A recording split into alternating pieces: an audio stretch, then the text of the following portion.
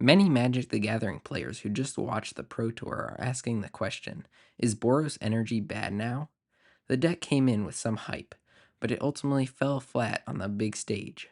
Today we'll explore why it failed, what the format looked like, and whether Boros Energy still has a place moving forward.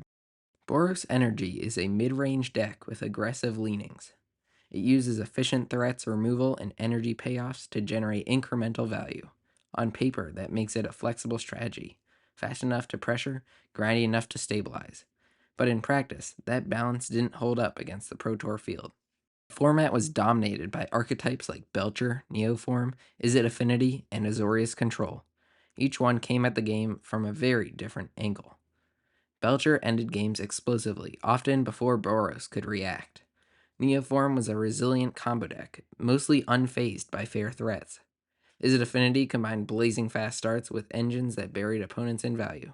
And Azorius Control had the sweepers and counter magic to grind down any mid-range strategy.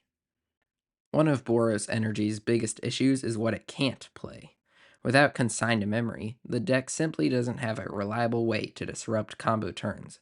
That left it weak against Belcher, Amulet Titan, Neoform, and several other linear decks.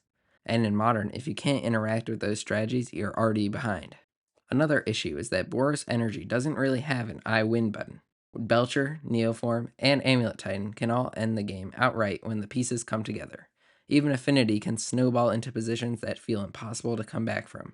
Boros Energy, by comparison, just plays fair magic. Attacked with creatures, trade resources, hope to edge ahead. Without a way to close games on the spot, it struggles to keep pace with the rest of the format. So Boros Energy ended up stuck between extremes, too slow to punish the fastest combo decks, too shallow to grind against the control and value decks, and lacking that I win button that defines so many successful modern archetypes. All of that left it poorly positioned at the Pro Tour. So, is Boros Energy bad now?